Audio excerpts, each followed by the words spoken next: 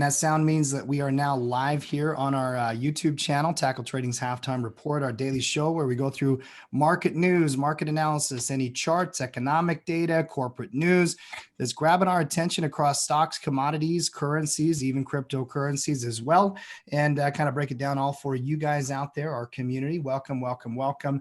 Stocks are down here early in Monday trading pretty sharply as well. The Dow down 3%, S&P down 2%, NASDAQ relative strength, if you want to call it that, only down 1%, while small caps are getting pummeled here in what can only be described as kind of a risk-off environment. There's some headlines we got to break down and kind of talk about and digest. Some news out of the banking sector that's not great for them. Some news out of COVID that could be concerning, but honestly, I think this is mostly a technical breakdown as we're starting the week, and we're going to analyze it all for you guys out there. As you're coming into our channel, a couple things I always like to do. Number one, hashtag Team Tackle. We're here as a community, as always, to kind of come together, talk markets, and we appreciate you guys. If you're brand new and coming to join us for the first time, or you've not done it yet, click subscribe, click the bell. We do this every day here on the YouTube channel. Whenever the markets are open, we are live at 12:30 Eastern Standard Time. Got Noah running screens here today. I got Mark as my lead analyst, gonna kind of break down the news and give you guys some insight. Cody on the back end producing the show. And I am your host here, Coach Tim Justice for TackleTrading.com. Let's get down to business here. Noah, no pleasantries today. I mean, I'm just not. No, we are. I mean, we can do some hellos and good mornings and all that kind of stuff. Markets aren't going to be, kind of destroyed over a one-day sell-off. How you doing, sir? I'm fantastic. No pleasantries to give, but I'll give them anyway. How you doing? I'm doing great, man. I'm doing really, really good. Kind of recovering from a 2-week chest cold and feeling a lot better. My energies are coming back and all that kind of stuff. You know how it is when you're sick in the fall, you get that first cold of the season. Oh yeah. It's always brutal, but feeling great right now. Marky, how are you, sir? Listen, it is Fundamental Conviction Monday. No alliteration today. This is a technical sentiment battle. We're going to get into it a lot here in the coming minutes. We talked about that support level last week. Obviously could not survive the Monday morning action. And we've talked about this technical gulf between the next known support. It is all about sentiment right now and technicals. It's all about fundamental conviction and how this could play out. And it can play out a lot of ways, but let's get into the technicals and we'll break it down from there. I think the charts need to kind of start the analysis here. There's no question about it. I mean, there's some stuff in the news, no question, but this technical breakdown, like you talked about, Mark, we were pushing on it on Friday. We analyzed all the intraday charts, and that 3,300 level was very, very significant. Futures market, in fact, give me the intraday chart if you can here. No, obviously futures open on Sunday, and so you can get an early read on this stuff if you know to go to the futures charts. I know a lot of traders, they focus on SPY for the ETF analysis or the index, but that ES contract, even if you don't trade futures, very, very helpful, especially for those 24-hour charts. Noah, break down that chart from Friday till today, what happened on the intraday, and then give me some different time frames as well. I think it's really important whenever you're dealing with market volatility to change it to a daily, a weekly, a monthly, and try to get the full scale of the analysis. So go ahead, sir. You break that down. Yeah, well, we'll start out here on an hourly chart. And again, you can see where the Friday action kind of drifted up overnight on Thursday. And then Friday had a sharp sell-off, and then a late day rally to kind of finish the day out. But momentum was to the downside before that, people bought to close. Then you can see it opening up on Sunday afternoon, and it just kind of picks up where it left off. There was a little small body candle in there, but as it overnight trading hours came in, you saw it selling off into the open. So that would mean you'd typically see a gap down on the ETFs, but the futures will show you continuous trading to the downside. And it's something that, as you head into that Monday morning open, that's already kind of set the tone for the traders just by starting out down. And I think at this point in time, we're seeing a little bit of a recovery. Drop that down to a 30-minute time frame. You can see where we've had a bit of a rally shortly after the open, initial sell off at the open, but a little bit of a recovery there. It's going to be really interesting to see if it's going to hold that 3,200 zone. I think that's the current big line in the sand. But at this point in time, that intraday chart still, slowing down a little bit, but it's still got a little bit of a bearish look to it, even though it's rallied since the open. If you were to drop that down into a smaller time frame, you know, 5 minutes, 15 minutes, you can see a double bottom forming. Mark, you know, our pre-production chat was talking about seeing that W pattern forming. And, you know, this is where a reversal may start when you see a slowing down, a double bottom, and a potential move to the upside, but it's gotta overpower that downward momentum.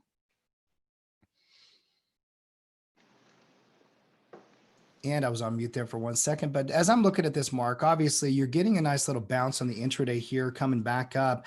Market sold off sharply at the open. They were selling off through the 24-hour cycle. How are you reading this technical sell-off right now, Mark?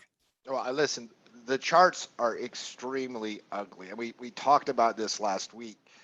And I know for bulls right now, they have entered the hope stage.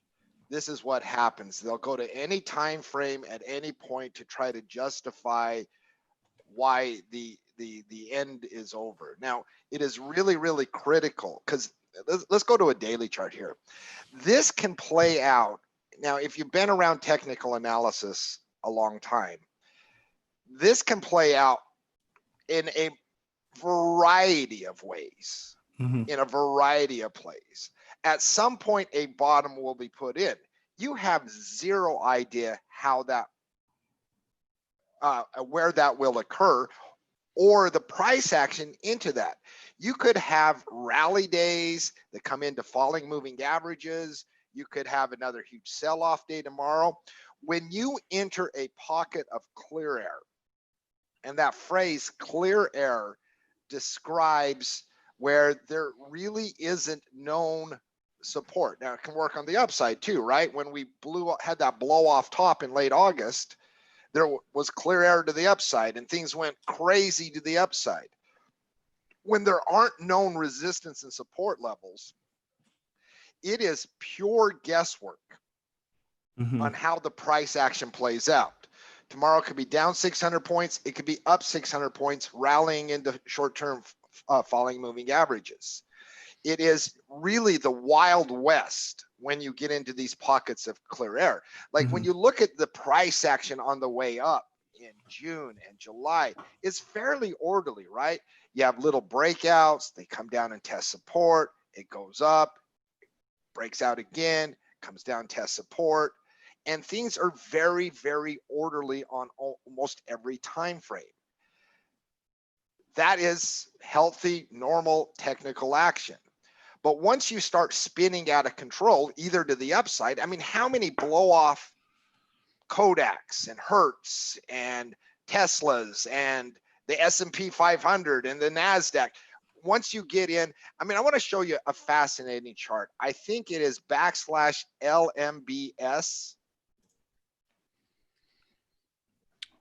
Somebody give me the lumber. It's the lumber's future chart.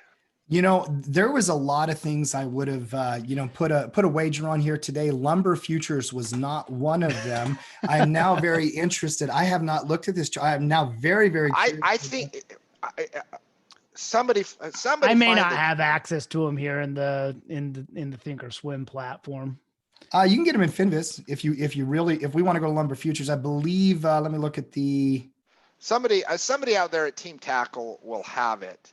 Yep. But it really is like it explains this in dramatic fashion, and I think it is symbolic. I think it is the chart of 2020. /LBS. Remove the LBS. M. Yep. Random length lumber futures. Random length lumber. I need very specific length lumber. I think this chart is symbolic and is the chart to explain the nonsense that is 2020. You have a situation now. Lumber futures for months and months and years can trade in this very orderly pattern, right? Just normal price action. But because the computers have been broken, because the mentality in the traders are crazy, you had a situation in lumber where you went parabolic on the way up, right? And of course, there's FOMO and there's speculators and there's computers, and things just go crazy to the upside. Now, what happens when you do this in a technical, it's not healthy. We saw this with gold. I mean, how many people in gold and silver were like, oh my gosh, gold 4,700 and silver is going to go to $60 during those weeks when things were blowing off to the top side. Mm-hmm. The problem from a technical perspective, and an understanding of algorithms and then the sentiment of traders, when you have these parabolic moves up, when you have these moves up that do not form support levels, that aren't orderly, it's all great for the bulls when things are rocketing.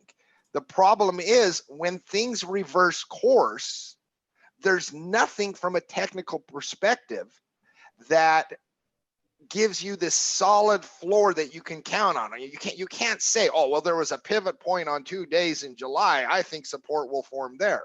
Mm-hmm. You know, absolutely not. And then what happens, momentum goes both ways. Momentum rocks on the upside and rocks on the downside.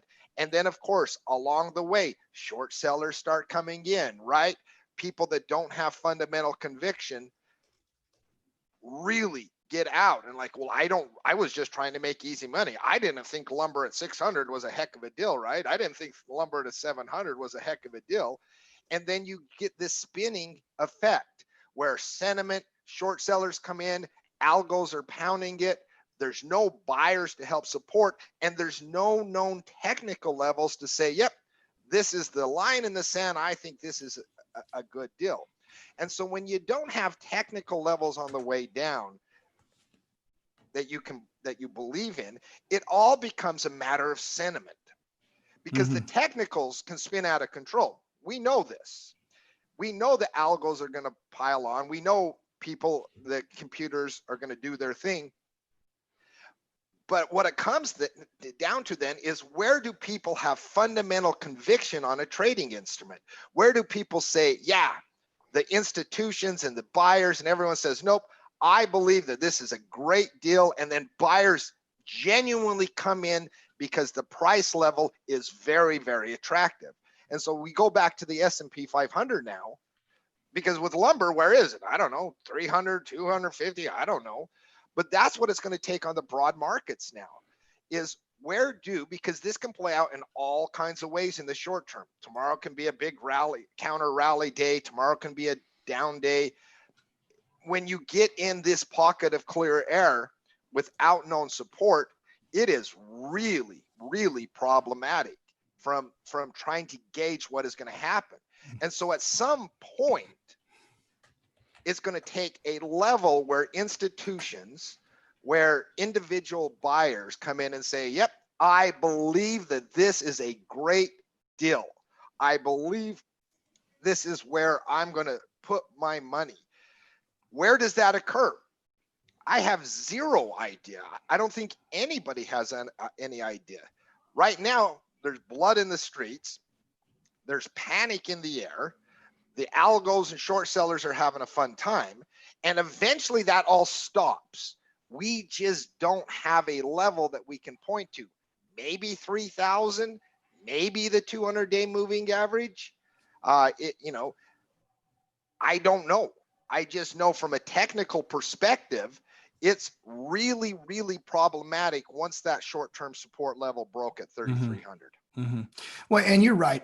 What traders do at all times is they go to a time frame to try to make them feel better, and usually that's not necessarily a good thing. You should not do technical analysis to confirm your bias. What you should be doing is try to truly understand what the risk is in the nature of the market. We're now down 4 days in a row on the S&P, and if I'm going to look for one area that might be at least giving you some optimism today, it might be the NASDAQ.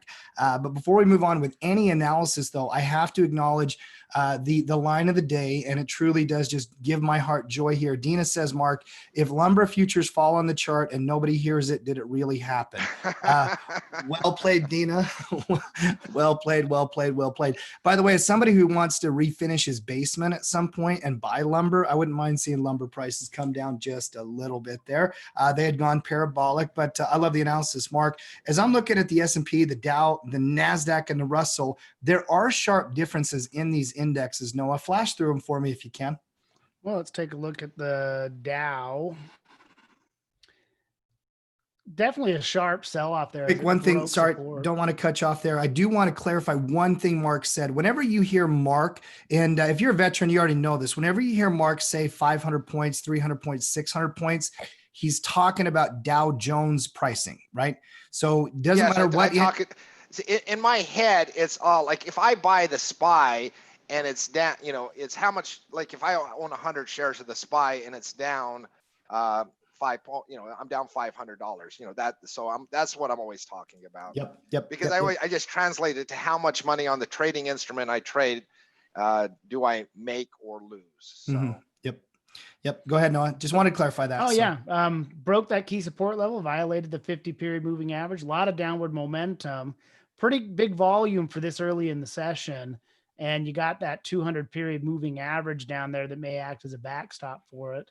Mm-hmm. But right now it's, there's, you could say 2,600 ballpark is a key support level that it may test. But at this point in time, good downward momentum. You mentioned earlier that the Russell was getting crushed. It got beat down and it's already down there ready to test that 200-period moving average, taking out a level of support. That'll be interesting to watch down there at that 1450 level. And then the NASDAQ is the one that seems to show the most slowing down. And, to really illustrate that, what I see on here, Tim, is the shadows on the candles and the distance between the bottoms of the candles is getting smaller. That's a slowing momentum pattern. Doesn't necessarily mean it's done going down, but it is slowing down. And that's typically what you'll see prior to support coming in. You'll see the bottoms start to come in closer together. And if you change time frames and you get down there and you look at it on a smaller time frame, you can see where, it was dropping hard and it's still dropping, but it's not dropping as hard as it was, on Friday, as hard as it was last week on Thursday. It's still dropping. You're seeing a little bit of slowdown. You're actually seeing the price chart rally a bit and put itself in a place where you could see a potential reversal if it started taking out the highs and trading above that. We're on a 5-minute chart, so you don't want to overthink that moving average, but that is that resistance zone right in there. That would be a good sign that prices are starting to rally, but the slowdown is what sets that up. Mm-hmm. Yeah. And I see that, but you gotta, from a NASDAQ perspective, you are only down that 1% instead of the 2.5%, 3%, or even the 4% on the rut. Mark, this is a little bit different than the pricing we had seen and the action we've seen over the last couple of weeks, where the NASDAQ would be down the 2.5% when the S&P was only down 1.5%. Is there anything to read into this, Mark? The fact that the NASDAQ is holding up? I think it is virus day mechanics. Mm-hmm. Today is trading in a weird fashion, like the stay-at-home day, right? So whenever you would have bad COVID news over this 6-month stretch, what normally occurred? You had Zoom, Peloton way up. You had stocks like Carnival and movie theaters and restaurants and Boeing way down. That's both happening. And you had tech relative strength compared to the other broad indices. So that is how we've seen dozens and dozens of these days over the last 6 months. Mm-hmm. It's trading just like that. Relative strength in tech as a whole, stay-at-home stocks way up, epicenter stocks way down. And so this is just trading. I go to Budweiser. Budweiser is down almost 6%, getting monkey hammered. Budweiser, one of those stocks on computers that trade as it is an epicenter stock. And so the price action today is just brutal on a stay-at-home day, where you have those Roku, Netflix. Netflix is up today, Square's up today because somehow it trades like a virus stock. I've never understood that, but it does. Nvidia's up today on the tech counterplay. Peloton up way big, Zoom up way big, CrowdStrike up big. So this is a stay-at-home day. That the price action is textbook on that. Is just exacerbated. So as far as technical weakness or technical strength and slowing momentum, I think it is just the effect of the stay-at-home play, how we've seen play out dozens of times. That NASDAQ chart is still extremely ugly. Mm-hmm. Mm-hmm.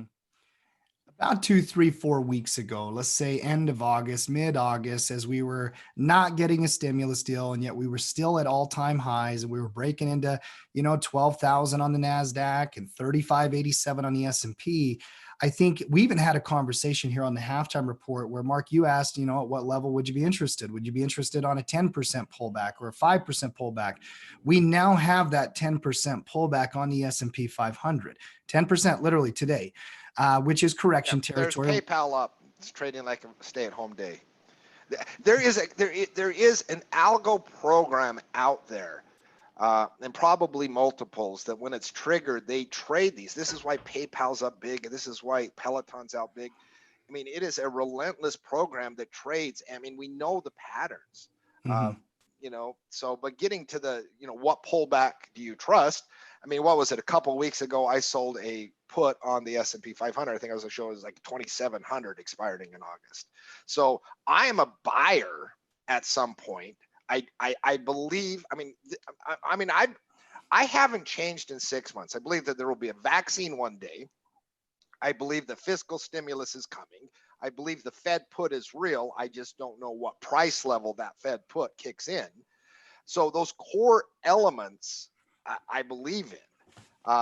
But I also buy all of the bear arguments too, which has kept me very, very hesitant on the way up as far as locking down. Yep, this is where forever investing, not trading. Yeah, I'll trade to the upside. I've lost some trades to the downside as far as short-term trades in recent weeks, because that's where the trend was, right? But as far as investing, we don't know where that level sticks. We just don't know. I mean, I believe in the thesis, the long-term thesis. I believe in this broad scale that, as Davey Day Trader, will be fascinating. I'm going to go check out his Twitter later today, that stocks always go up, but they always go up in this very long time frame, right?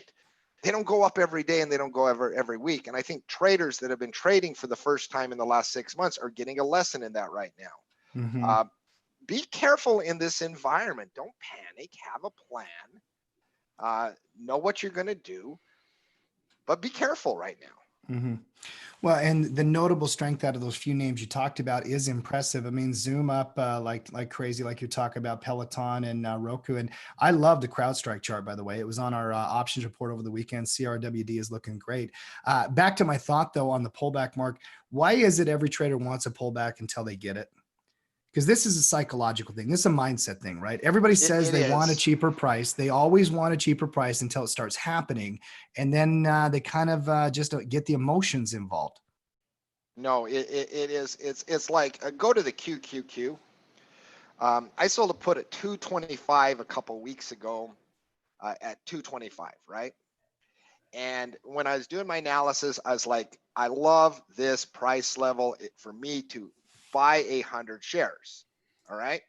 Now, let's suppose, and you could do this whether you wanted a 10% or a 15 or 20. Let's say we get this massive sell-off, and then, at the end of the week, all of a sudden the Qs are at 248, right? And all of a sudden you start second guessing yourself, right? All of a sudden you're like, did I really think that was a good deal? Or was I just lying to myself at the time? And from a short-term trading, you're like, oh yeah, well, it's going to stop. And what happens if I'm wrong? So a lot of it comes down to your own mental ability to see red flashing signals on the chart. When you go to your portfolio, mine's down today. I'm sure most people's are down today, especially when the whole market has this risk off, from gold to silver to copper to agricultural chemicals. I mean, it's everywhere. This sell aluminum down today, it's everywhere. And so when you see those red flashing signals on existing positions, it makes it extremely difficult to want to re-up anything, anywhere, because there is just the psychology of trading, the psychology of investing. We get so caught up in what is happening right now. and what happens if things get worse. It's why we tell everyone, don't get over leveraged. I mean, how many times have we said that in the last couple months? Because on stretches like this, if you're down, it's not really a big deal, and an experienced trader will navigate and do things that help them make the best of it. But if you're over leveraged, if you have too much exposure, the taking opportunity of a pullback's the last thing on your mind. Mm-hmm. Mm-hmm. No, I'm with you. And Noah, on the psychology front as well, I know that you spent some time writing about this in the stock report over the weekend. I mean, what are your thoughts on that? Everybody loves the idea of a cheaper price until the charts start breaking down, and then now our minds go to where, oh, that's ugly now. What's your head? Where's your head on I this? think it comes from probably two places. One, if you're experiencing pain during the drop, like you actually have to endure drawdown or get stopped out of positions, feeling the losses while it's correcting. Because I think it's really hard to time the top. Like who knows exactly when it's going to top out? Who knows exactly when the correction comes in? I mean, lots of people claim to, especially out there in financial Twitter or whatever you call it. But in reality, if people get caught and they have positions that are underwater, they get caught into that general, loss aversion psychology that affects all of us. Like nobody likes losing. Nobody likes enduring the pain. Nobody likes sitting there second guessing themselves whether or not they can gut it out and stay in, or if they need to be on the sidelines. And then if you're not in a position and you're waiting, I think it's that uncertainty and just fear of being wrong. Like, okay, well, what if I do buy in, like Mark was talking about on the Qs? What if I do end up getting assigned? Do I really think that that's value, or did I just think that because of, whatever rationalization you're able to put in? 'Cause, I mean, our minds are funny things. And one of the things I wrote about in the stock report this week is there's actually a physiological response in your subconscious mind that happens first. Like if you see a drawdown on your chart, you have a stress response, and then that bleeds over into it starts to affect your thought processes, because your brain's already soaking up the cortisol. So it's interesting to watch how I try to watch my mind work, and then I as the thoughts come in, and then I start going back to, well, what was my original thesis? I like Mark's example on the QQQs about having a plan to buy it, but when that plan comes to actually being put into, like, okay, I now have to make a real decision on that. Do I really want to own it? Do you have a contingency plan? Are you comfortable sticking with your original game plan, that original thesis? And I think it's important to avoid some of those traps, Tim, just by having a good game plan, exit strategy, position size, threshold that can keep capital preservation at the top of your priority list. Mm-hmm. And I'm with you. I mean, you think about it, because it's so easy. When I sold that, I mean, Qs are trading at like 290 or something, and got $100 for that 225.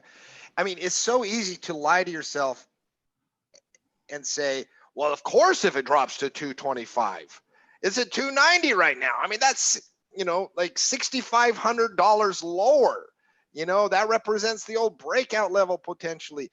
And then, I mean, just realize, I mean, it's an ugly chart when that happens, right? Mm-hmm. And I mean, it's an ugly chart when that happens. So, well, it's one of those things to say, the best time to buy is when there's blood in the streets, particularly after a big market correction. But the amount of intestinal fortitude it takes to step up and buy, particularly before you see an upward confirmation, like I think a lot of traders just don't have.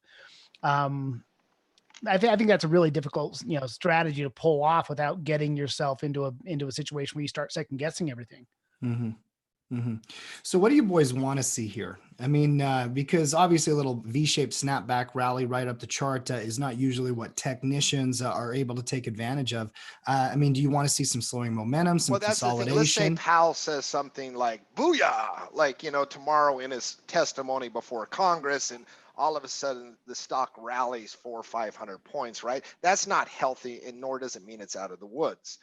I mean, as hard as this might sound to individuals, this has not been a exhaustion sell-off. I know it feels dramatic, right?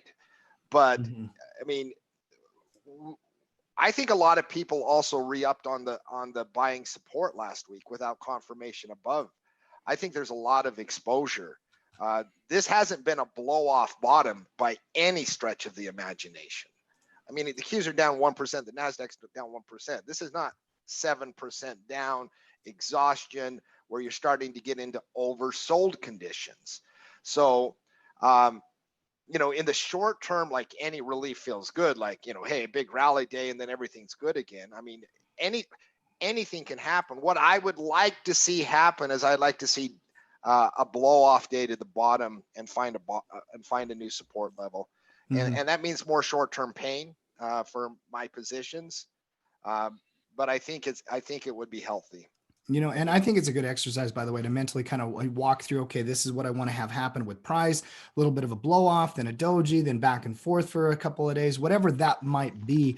Noah, what do you want to see? I mean, I know that long term, almost every investor is going to be a net buyer. You have some perma bear in you in the back of your head. I know you well enough.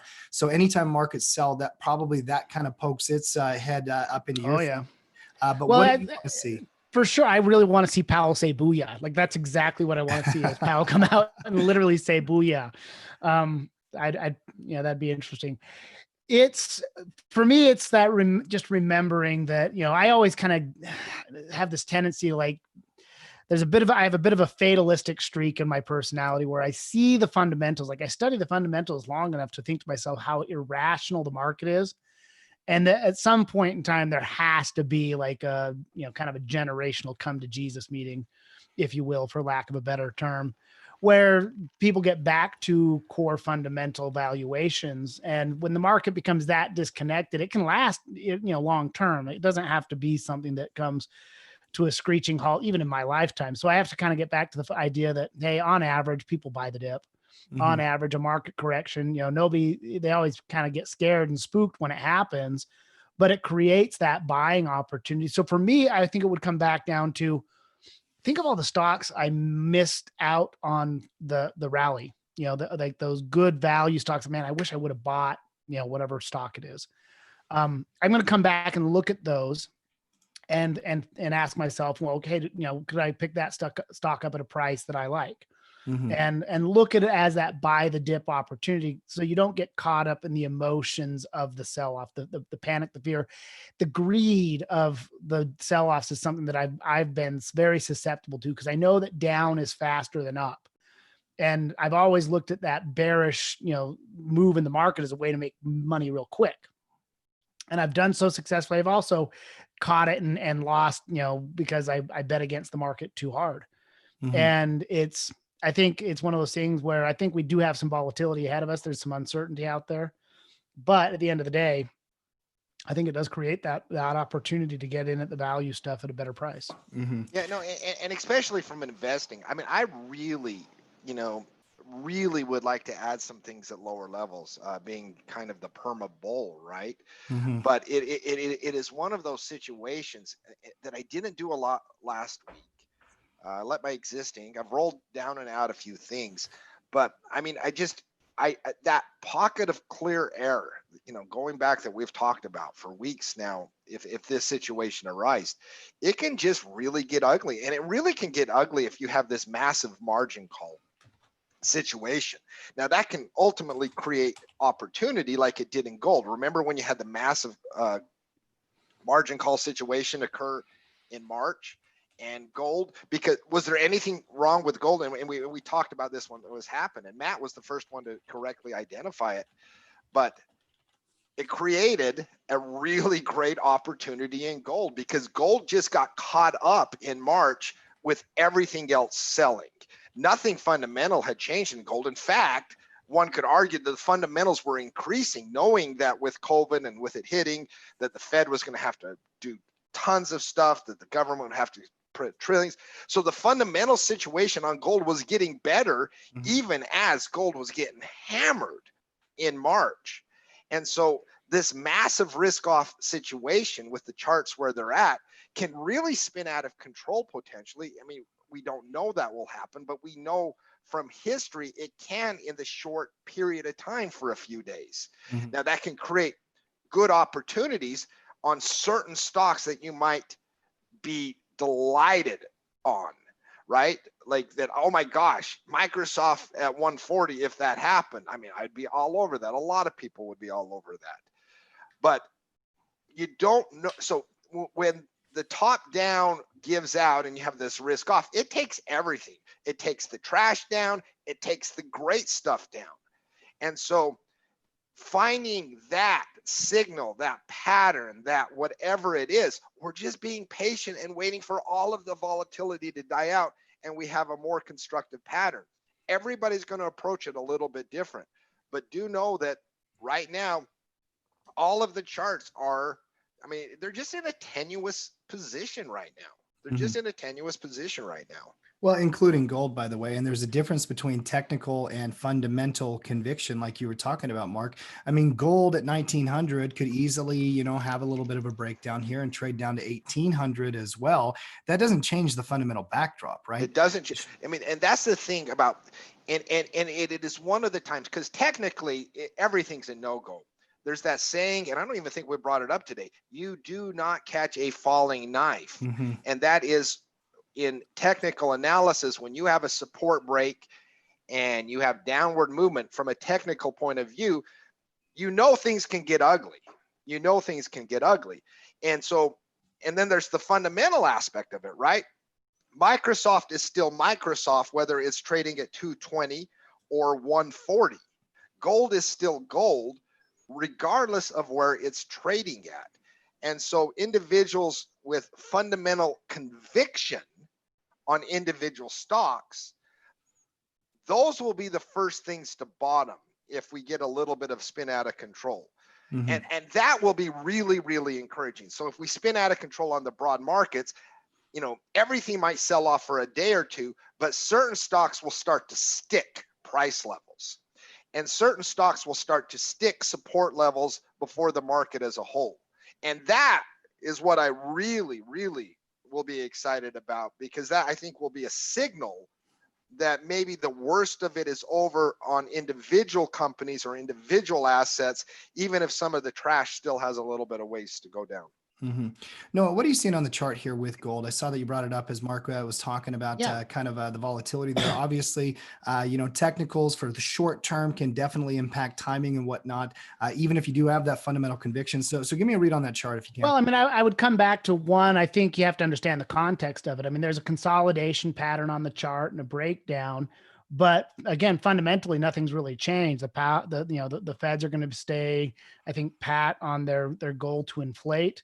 I think that's a good, you know, bodes well for strength. I think this is just like it was back in March. This is, and like you saw maybe here in that first correction in early August, where part of it is mechanical, where, you know, people stop losses and things are getting hit, but part of it is people moving funds to cover the stuff that's going on the S&P, that's covering the stuff on the NASDAQ. So you're seeing a little bit of, I think, not necessarily, it could be margin call action, but could also just be people scrambling to liquidate and have cash free to do other stuff. So in that regard, this 1900 zone, I think, is a big price level just from the horizontal support, you know, technical price level. And below that, there's one of those big technical vacuums down to 1800. So, you know, does that create a nice buying opportunity for everybody who missed out, you know, gold on the last move? I always try to think of gold as a value store, more so than a growth strategy, because that's really ultimately what it is. But I think that 1900 is going to be very interesting to watch over the next couple of days. Yeah, I agree as well. And now, go ahead, Tim, what are you doing? Because there's a lot of ways we can defensively protect or mitigate things, selling calls, protective puts. Now, you have long-term gold ownership, correct? Yep, I do. What are you doing today? Nothing. I'm not adding to it. I thought that was the answer. Yeah, I just wanted to make sure. No. My gold holdings are longer term. And so, you know, and I'm not going to do anything on a day when it's down. I'm not going to add to it to dollar cost average or something like that on a day like today. I'm hoping 1900 holds, but even if it doesn't, Mark, my plan is not dependent on short-term price action. Yeah. I figured that was the answer. Yeah. What about you, Noah? Exact same. I'm watching the chart with interest, but other than that, sitting on my hands. Mhm. I mean, you always got to check your risk on any position or, a percentage of your portfolio. If it's allocated into something, obviously you got to think through it and map it out. You got to think, okay, if it goes to 1800, where am I going to be at? Am I comfortable with that? Can I handle that? And you got to do a risk assessment, but I'm not going to overthink the gold position, especially, I mean, we're down in a risk off environment on a Monday when stocks are selling, people are taking profits off the table, putting some money back into cash. I saw some comments about cash earlier in the chat that some people are moving into cash. So I get it. And could gold break 1900, go to 1800? 100%. Absolutely. We know that. But it also can test support here and hold support. We got to wait and watch this thing develop and let it play itself out, because this is more of a longer term thing for me. The more interest I have, quite frankly, is, questions like, do I hedge my portfolio? I was hedging on Friday and I was hedging on Thursday. I saw that the video the day you put in the email today, Mark, was the protective put option. And if people out there have not been trained on how put options work and the power of hedging, you definitely need to put some time into education to understand how that works, because you can take delta off the table. But this is a day for me, Mark, where it's more about management and then preparation. I really love the phrase you used earlier. It is an old school Wall Street phrase, and I want everybody to type it in the chat. Do not catch a falling knife. Do not catch a falling knife. Type that in the chat for me, because there's such wisdom in that statement alone.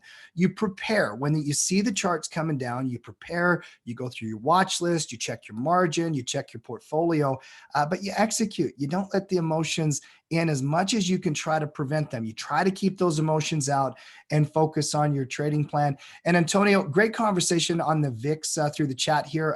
Shoot me a message or post in the clubhouse on it. Maybe I can give you a little bit deeper answer than what I've given you if I've missed something. But I do love the chat here today, guys. Let's keep moving through the markets. No, just one last thing on gold, since we're talking about that. Mm-hmm. Like, I don't have any gold ownership right now. I've been patient, got called out, haven't re-upped anything right now. I'm absolutely interested in gold at lower levels, like really, really, really interested. I'm just not selling a naked put today or doing anything today for everything you just said. Just listen, be patient. Just be patient on new ownership on a lot of things right now.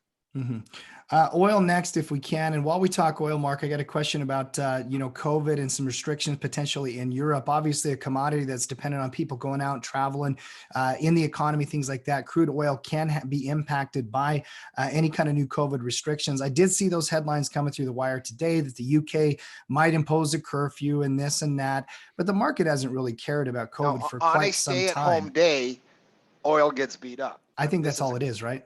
That's all it is. Oil gets beat up on a stay-at-home day. It is just that simple. And, there wasn't any intraday support build up in this little 4-day rally of oil. And so it's getting monkey hammered today. Let's have a conversation on COVID since you brought it up, because a lot of the market headlines today are attributing, because once again, remember last week how we talked about causation? Of course, the headlines out there, these are a couple of the headlines that I've seen this morning. Averages off sharply on global sell-off, growth concerns, and lockdown fears. Stocks slump at the open on rising case counts, stalled stimulus. I mean, it's almost comical. The COVID data isn't really any worse than it has, been over the last couple of months. Here in the United States, we've had a very, on cases and deaths, it's the same as been in 2 months. What were the headlines there? Stocks up because of the same data that we're having today? No, it's nonsensical. That COVID situation has been in the background as a situation that hasn't been resolved. The stimulus talks has been in the background. It's just all an excuse why things are selling off today. It's not that they're not real, right? But they were just as real 5 weeks ago. They were just as real 8 weeks ago. There's not been a lot change on the news front. It's just what happens is when stocks and assets start selling off, nobody had any fundamental conviction. People were being greedy on the way up. They don't have any fundamental conviction. And so all of a sudden the headlines have to say, well, these are the reasons why it's selling off today. The same reasons that have been in the backdrop that we've been talking off and on. There's nothing in the Bear Poor newsletter trading justice in August that didn't list out all of these headlines today. They've all been there. This is a sentiment and technical war right now. That's all it is.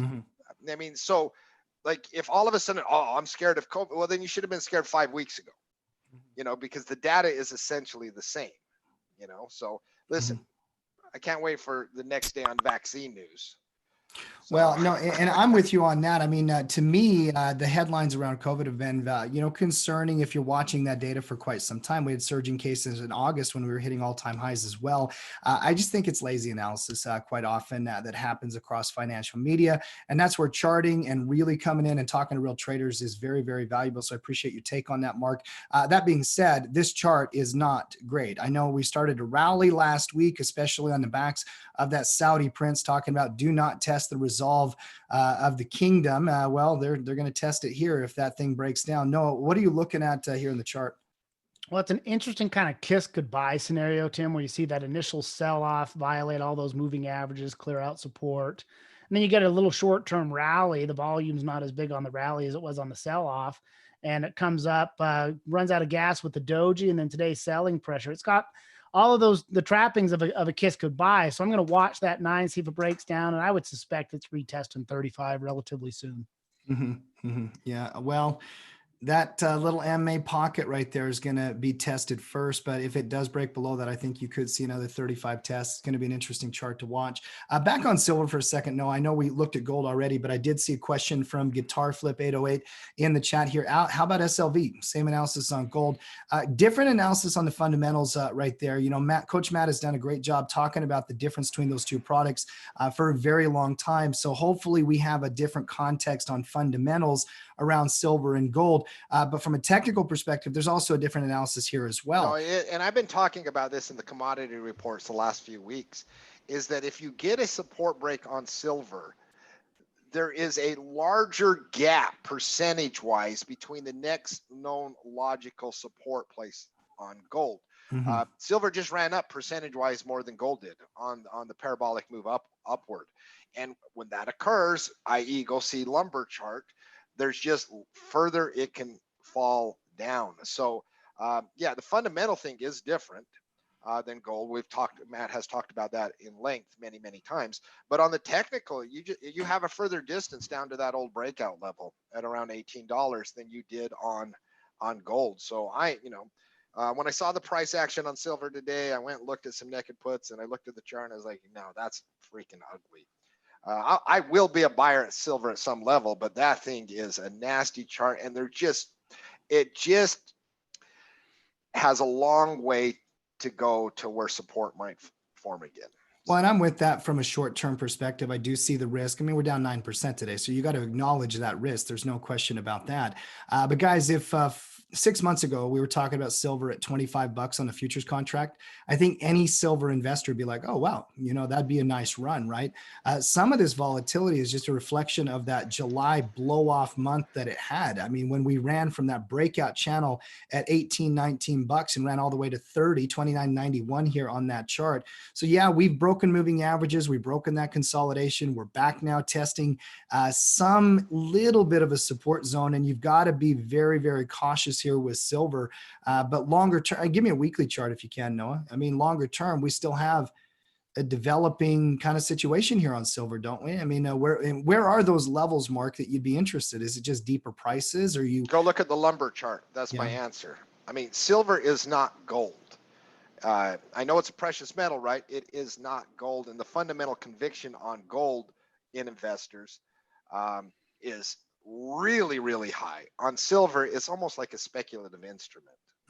And so, yeah, I don't have any interest in silver until we get much deeper prices. Yeah, we'll keep tracking it.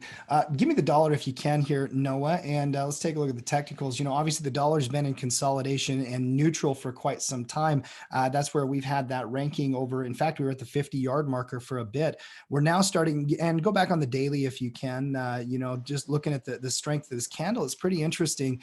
Got a little bit of an inverted head and shoulders type of situation through those pivot points. We've not broken out yet, but if you're a bull on the dollar, you got to be watching that resistance here, and you've got got a lot of Fed testimony this week, Mark, can move currency markets one way or the other.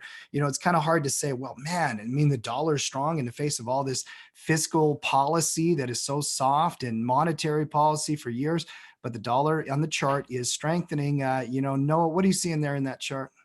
Well, I do see that break of resistance. I see the inverted head and shoulders you're talking about, gap with a little bit of energy, and that falling 50 period moving average on the daily chart, which can be a point, kind of a point of contest. I don't know how you say that, but contested price level. But it did break up above that, short-term resistance. So I'd like to see a close up above that for any signs of bullishness. And then you do have that vacuum between the 50 period moving average and probably up to 26, where the old support zone is on the daily chart. Mm-hmm. And a little bit more up to that 200 period moving average. And I don't know if the Fed testimony will be enough to bolster that. I don't personally have a bullish, thesis on the dollar. I think if their stated goal is inflation, that over time the dollar is going to stay weaker, but that doesn't mean you don't get a short-term rally. I wouldn't be personally buying into it. I might wait to see if it sets up for another bear trade. That would take some patience and some time to set up. Mm-hmm. Whenever I'm thinking about the dollar, and whatnot, I obviously go to fiscal and monetary policy. And Mark, one of the conversations the market has been having internally, and we've been talking about it for quite some time, is this idea of stimulus, and we haven't gotten a new deal. It seems like political tensions are as high or higher than they've been in a long time. Any update on stimulus talks, Mark? Well, I mean, some of the market chatter, and it's new chatter, is, Ruth Bader Ginsburg passed away in the last few days. And, as somebody who has studied a lot of Supreme Court decisions, I admire brilliant minds. I loved Scalia on the right. I loved Ginsburg on the left. I thought both of those individuals were two of my favorite Supreme Court justices in recent times. Loved both of their minds, loved their approach, even though they were from radically different perspectives. Mm-hmm. I thought they both had brilliant legal minds and were consistent in how they approach the law, and that's always a huge thing for me. And so, obviously, mourning the loss of Ruth Bader Ginsburg, but there's increased chatter, and this is new chatter. This is new that we haven't had before. That the passing and the upcoming contentious fight that will occur with the Supreme Court, basically, if you thought stimulus had a chance of passing before the election before, that's essentially dead before the election. And I guess it's that like fatal, there is no hope left for stimulus before the election. And that chatter and that like the finality of no stimulus before the election is new. In the market commentary I'm reading out of Morgan Stanley in particular, out of some of the big banks, they've basically now written off stimulus before the election, which is something we've been talking about in recent weeks. It's not really a surprise, but Ruth Bader Ginsburg's passing is now, I guess, awakening the market that there's no chance these two sides, they're going to go to war over the Supreme Court nominee. Is already going to add to a contentious environment just 43 days out of the election. So the stimulus just isn't happening. It's just not happening before the election. It will happen post-election. I believe that firmly. It's why I'm still a bull at lower levels. I believe they will pass something post-election once all of the drama of the election. But if the election's contested or something like that, it might be further down the line than a lot of us would hope. So right now, like on stimulus, it's a massive thing. It's what's propped up the market for the last 6 months. This hasn't been a real market. Companies haven't been surviving on their own merit. This has been a monetary and fiscal liquidity market, a big chunk of that liquidity. And Jay Powell will say it, I don't know how many times in the next 3 days, we need more fiscal support. It's been pulled out from under in the short term, and that's going to weigh on the market. And I think it's a big deal. And conversely could help the dollar here. Well, and I loved your in the thoughts short there, term. Mark, and I appreciate you sharing them. You know, people who study the court and they study legal stuff, I know that in today's world, it's always contention and this and that, but you can respect, somebody like a Ruth Bader Ginsburg to the end, umpteenth degree. There's no question about it. A champion for women throughout her entire life and her career, and you can respect a Scalia. I think that was a really good statement you made. I mean, if you like consistency and you love great legal minds, treasure the value in the life And they that were she showed. both Yeah, characters too. yeah, And so aside from their legal mind, they were both great personalities. yeah. And so, I mean, that's what I would love the United States to get back to, where we can have these diverse opinions. I mean, seriously, Ginsburg and Scalia were about as far apart as you will ever, ever get. But to discuss the merits of arguments instead of the vitriol that these people are evil or these people are bad or this is going to destroy, to discuss the merits. So whether you're on the right or left, I think Ruth Bader Ginsburg is definitely a human being, even if you disagreed with her decisions and her legal framework, that is to be admired. I agree. All right, let's keep moving through the markets if we can here. Another ongoing conversation has been around China and obviously some of the analysis there. Actually, before we get to that, give me a quick peek at Bitcoin. I got to acknowledge the chart on this one. I know that I'm the hodl on Bitcoin, but that is an ugly candlestick, bear retracement into old support and now pushing lower. Guys, if you're a cryptocurrency trader, be aware the charts are weak. They have been weakening for some Yeah. time. That bear retracement did not And hold. go to So, do you hear the kissing sound, Tim, when you look at that chart? Do you actually hear the kiss goodbye? Like, I mean, I see that and I can't help but like it's like I just hear it. no, and go to copper too, because copper is getting monkey hammered as well. It is going to be fascinating because we have everything selling off today. Some are going to stick support levels before others, whether it's Bitcoin or gold or silver or copper or lumber. Hey, man, don't forget lumber. It's the new thing on the halftime report, right? Or individual companies or Microsoft or Apple. Somebody is going to stick support levels before others, so someone's going to be the first of the party where we stick. We don't know who that's going to be. It's really going to come down to fundamental conviction, but Bitcoin getting swept under with everything else on the risk off day today. Yeah, and you are seeing some weakness across some of these different specific areas. Copper on a little bit of a pullback, Bitcoin on that bear retracement, and no, I did not have the kiss sound in my head, but now I don't know if I can get it out of my head. Thanks for that, appreciate that, guys. Loving the analysis here. Let's keep moving through the markets. And if you're out there watching our show right now, this is the kind of thing that we do every day. We love coming in and just talking about what's happening out there, trying to understand it as a team and as a community.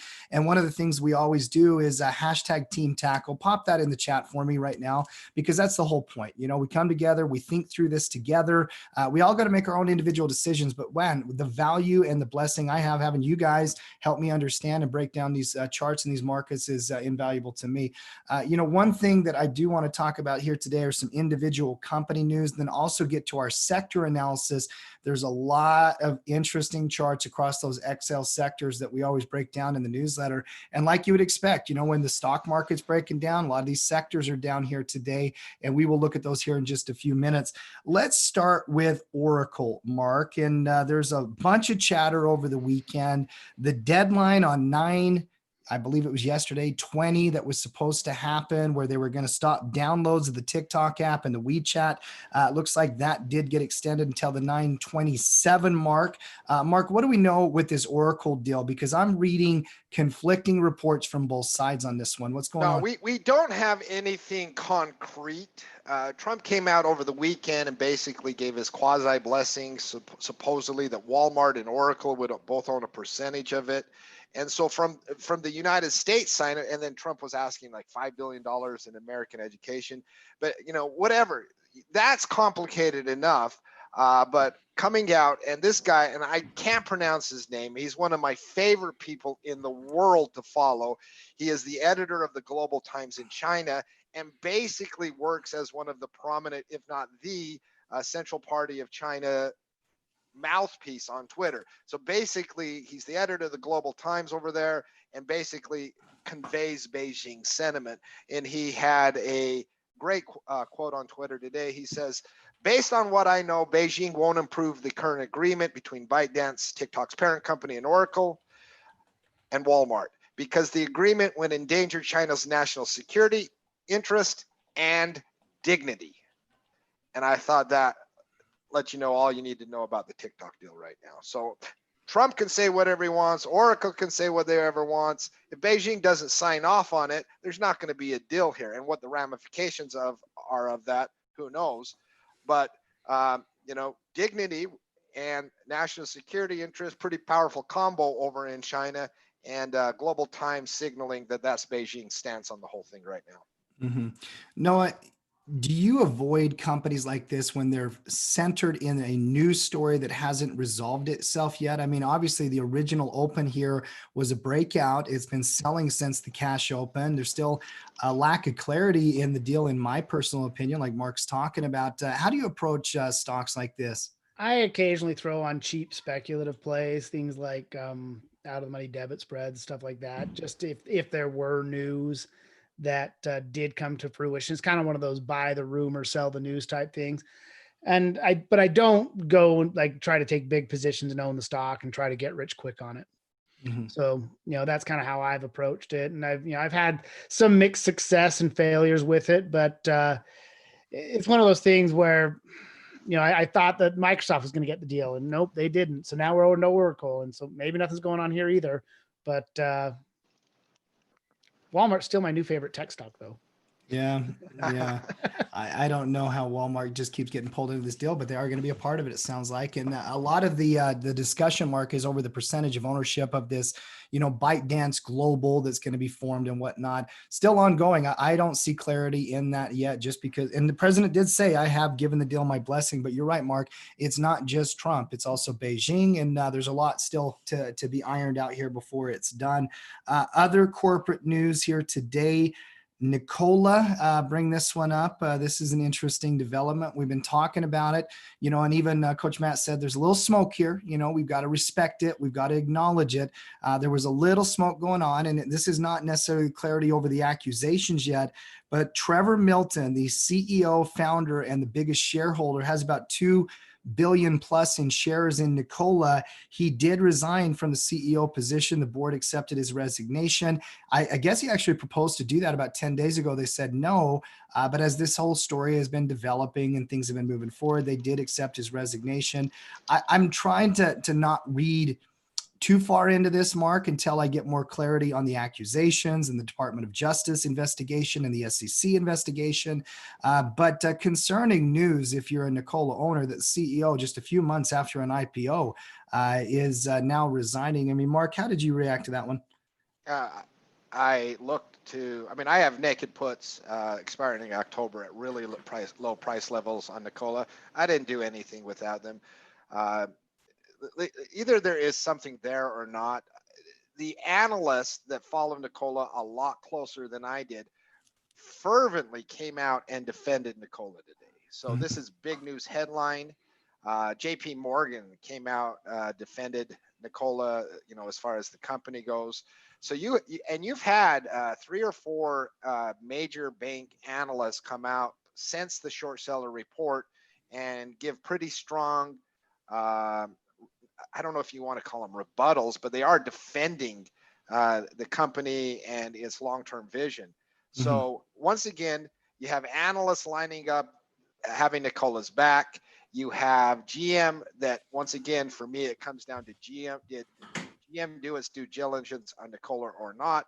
It's still a lofty, it's still not cheap. I still have zero interest in Nikola at these price levels, but down below, I do have some interest on a speculative bet with the current information we have, because I still think that is a binary bet.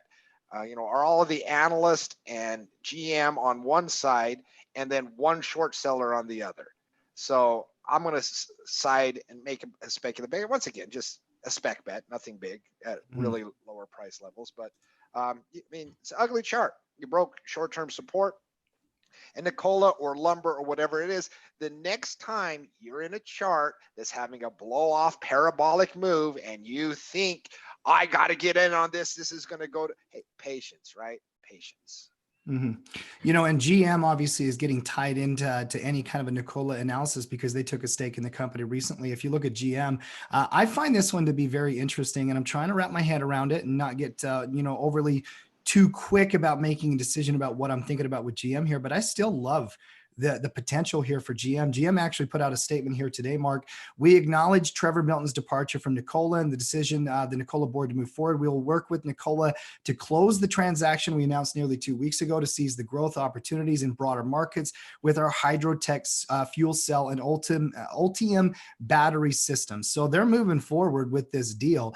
You know, whoever's in the head of it, I don't think it's going to affect whether GM wanted to do a deal one way or the other. And it's a broader kind of analysis for GM. I mean, Nikola's part of it. You know, that's an aggressive stock. It's an IPO stock, crazy valuations, no revenue yet. I'm more interested in the GM part of this whole thing. And I still kind of like what GM has been doing as well as Ford recently. Mark, do you still have any interest in this stock, in the frame and the context of them trying to make a transition towards, hydroelectric type vehicles and whatnot? Not right now. I don't. Yes.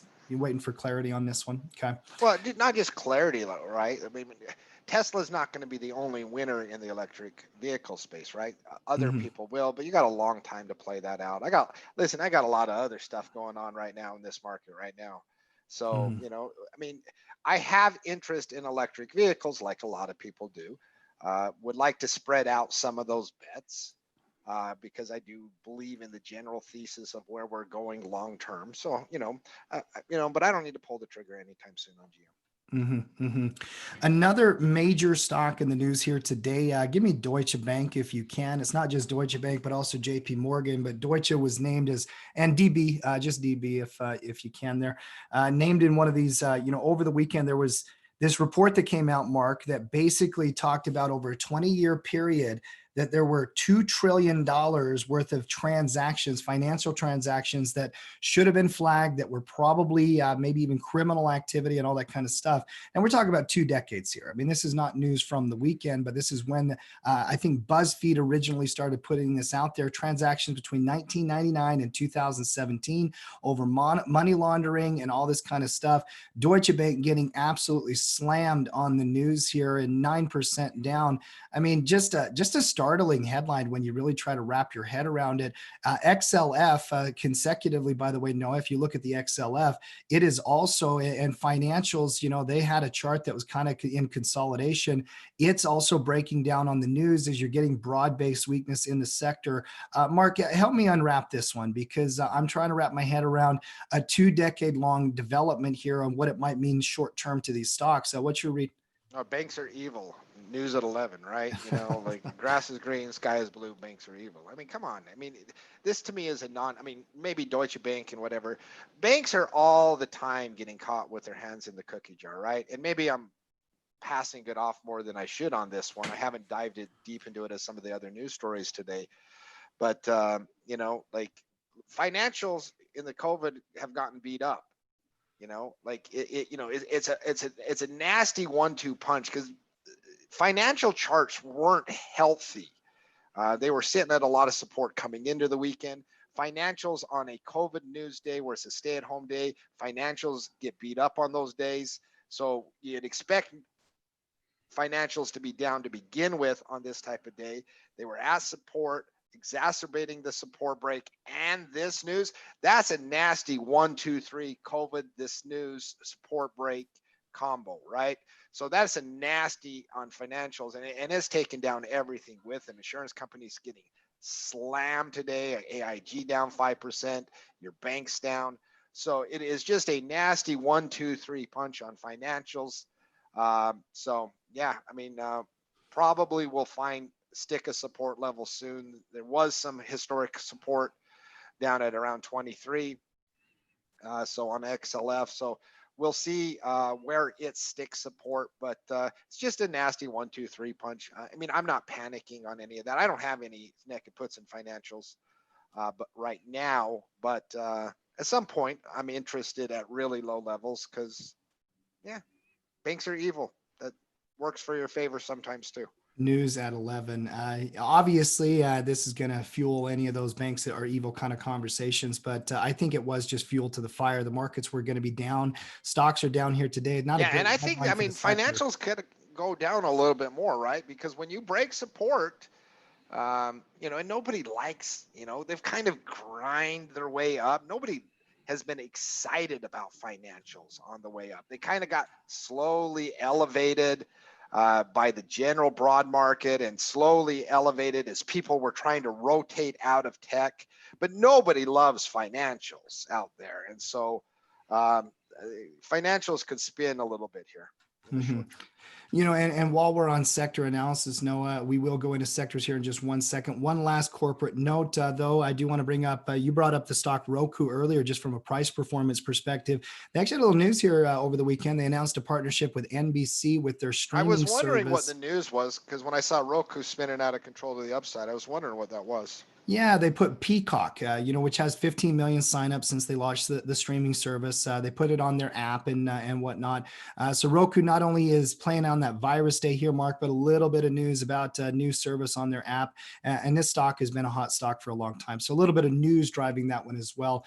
Noah, Monday mornings, we Hey, I generally... got one more company news Oh, sure. before we get going. Mhm. Microsoft, its gaming business is about to expand in a deal announced by the company to acquire ZeniMax Media. And ZeniMax Media, I hadn't never heard of them, but I had heard of some of their games. This will allow Microsoft Xbox to have direct ownership of games like Fallout. No, give me a Microsoft chart while he's talking about this. Sorry. So I recognize most of these games, so they now, Fallout, The Elder Scrolls, Doom, Quake, Wolfenstein, Prey, Dishonored. So, some really popular titles there. Deal valued at about $7.5 billion. Love the acquisition. Love video games. Video games are going to be here forever. Love the space. Love Microsoft to begin with. And I love the acquisition of, expanding their gaming business. I mean, Microsoft's becoming this little bit of an empire, right? And I love the resources being tapped into gaming. And those are some great names that I love the deal. I love the deal. Yeah. So, already loved Microsoft, probably one of my favorite companies.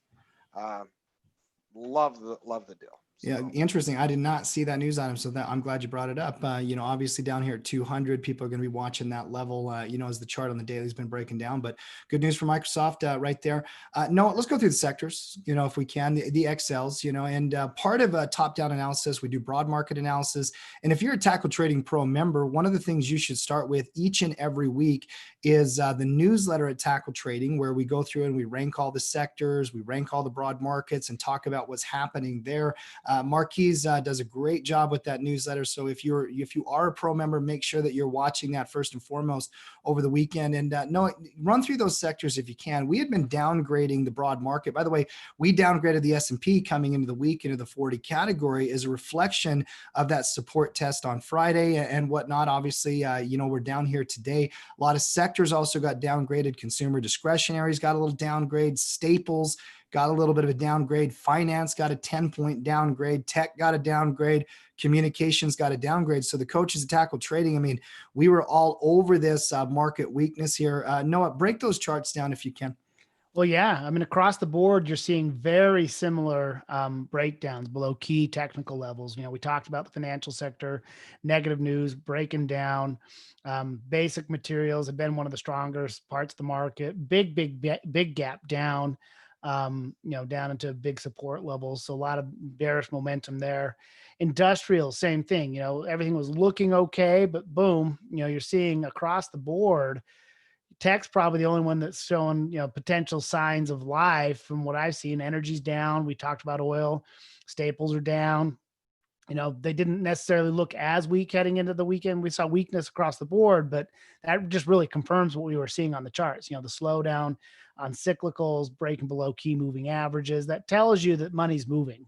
You're seeing a sector rotation for sure. Healthcare down, utilities down, real estate's down. We talked about the communication sector down. We've already looked at gold and dollar and oil. So across the board, there's some selling pressure out there. And, seeing the downgrades, prior to the open up of trading this week, I think helped us prepare ourselves. Now I think the question is well, which sectors are going to, are we going to find the buyers coming in sooner, and which sectors do we think we'll see continued selling on? Mhm.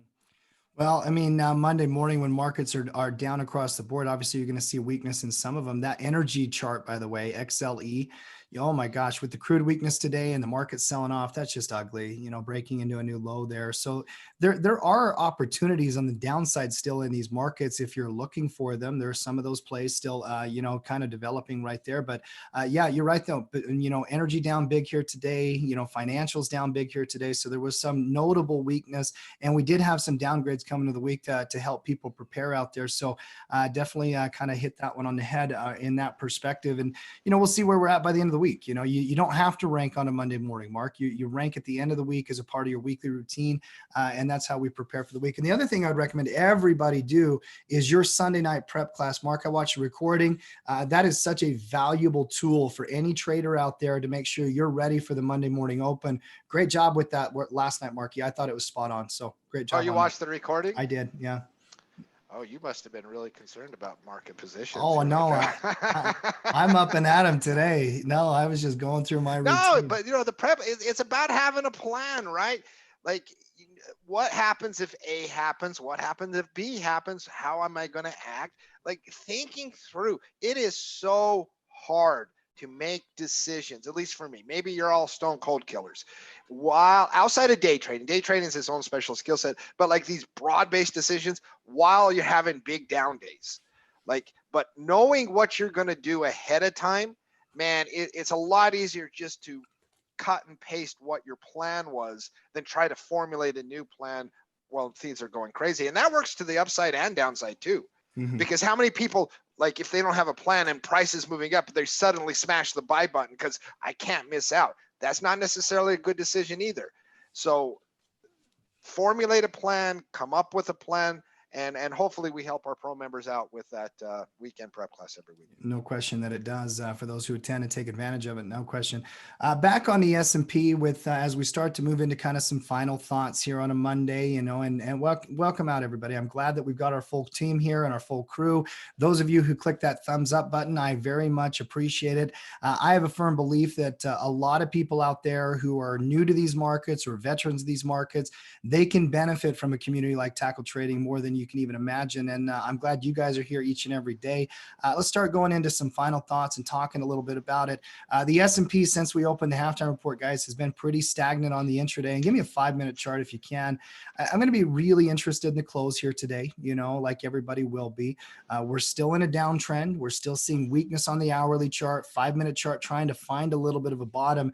Noah, words of wisdom out there for anybody listening. How are you going to be approaching the rest of the day and getting ready for the rest of the week? Well, stay calm. I saw you post that on social media earlier this week, Tim, where you just take a big, deep breath, stay calm. Try not to let your emotions overly they're going to be in there, but don't let them overly influence your decision-making processes. Stick to your game plan. In this case, I think it's going to be hard not to feed your bias. I can see where that price charts, got the potential for reversal pattern. I don't know which way it's going to close today. So I hate to say this one, but trade what you see, not what you believe. Mm-hmm, mm-hmm. Yeah, I think that's right. And, I did stay calm. I think you try to do the best you can to stay calm, even in the midst of chaos, right? I mean, that's kind of our job. Try to keep the emotions out and focus on data and focus on the charts and the facts. Marky, final thoughts. Yeah, will you pull up a daily chart for me on the S&P futures? It goes along with my final thoughts. The last time we broke into a clear air pocket was back in March, and we had COVID, right? So COVID. And what you had after that initial sell-off on that spook is, and I don't expect it to be this dramatic. I don't expect us to retest the March lows. I'm not fatalistic like that. But what I do potentially expect is, remember during that time period, you'd have a big down day and then a big up day and then a down day and a big up day and a big down day. I mean, there was just this back and forth, back and forth, back and forth. And so, I wouldn't be surprised if that's what you see. I wouldn't be surprised if this is a reasonable day trading environment. over the next few weeks, as we're in this pocket of clear air with no known support or resistance, that can really lead to much bigger candles, both up days and down days, making it a pretty decent day trading environment for those individuals with that skill set. And so, like, when the market rallies, which I'm sure it will, the rally days probably going to be pretty big. And conversely, sell-off days are probably going to be pretty big. I don't think we're going to have any clarity from a big picture for a while now. This week, I would be very surprised if we have clarity by the end of the week, right? But I am expecting larger range candlesticks than we've been accustomed to, both on the upside and the downside. A big update tomorrow is not going to mean that we're all out of the woods, nor does a big down day tomorrow going to mean that the sky is falling and we're going to go to 2,500 on the S&P. So could be some really big candles, could be a good day trading environment. Obviously, from trying to find swing and position trades, it's going to be a problematic environment. Investing, stick to your fundamentals. Great company, you know, a great company is a great company. But remember, I mean, just realize that there could be, in the technical situation we're in, big candles, lots of volatility. It's not going to be a boring week at all. Mm-hmm. Yeah, I agree with that. We're going to have action through the week, and as it develops, we'll analyze it. We'll break it down. I'm not going to be surprised if, and quite frankly, I wouldn't be surprised if we sold a little bit here. I wouldn't be surprised if we bear retraced. That's not our job. We don't get to dictate that. We have to trade the market conditions we have, not the market conditions we want. And news stories and news headlines are going to exacerbate everything this week. Like, I mean, you're seeing it today with COVID data, right? Like, COVID data is basically the same. And yet, big, huge thing. Everything's, Jay Powell says something, it's going to be everything's going to be exacerbated. Expect big candles both on the up and down side this week. Mm-hmm. Mm-hmm. Yeah. And I think because of that, and think about the short-term noise in the market. If you're out there, there's two things that you should always have. There's more, but let's start with these two. You should have an investment thesis. Mark, would you agree with that? You should have an investment thesis on how you're going to approach the market. Yes, absolutely. And you should have a trading plan. They're not necessarily the same thing. Your trading plan might be stock picking in certain markets. It might be hedging in certain markets. For individual plays, there will be opportunities developing, obviously, and that's not going to change. I mean, you look at even just from this week's reports, there's plenty of good bull stocks that are doing really, really well, and there's plenty of good bear stocks that are doing really well. I still like certain companies. I'm watching them. I'm watching for triggers, and I'm also respecting the downside risk. Your investment thesis is a longer-term investment thesis for retirement accounts on how you approach equity and all that kind of stuff.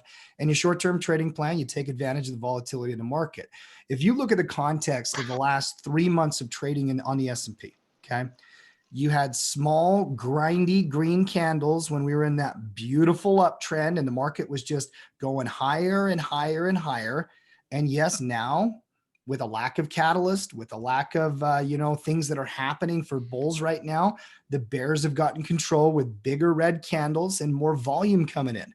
Guys, that's not the first time you'll ever see that in your trading career. That's common. You had a huge uptrend. Now you're getting a sell-off, right?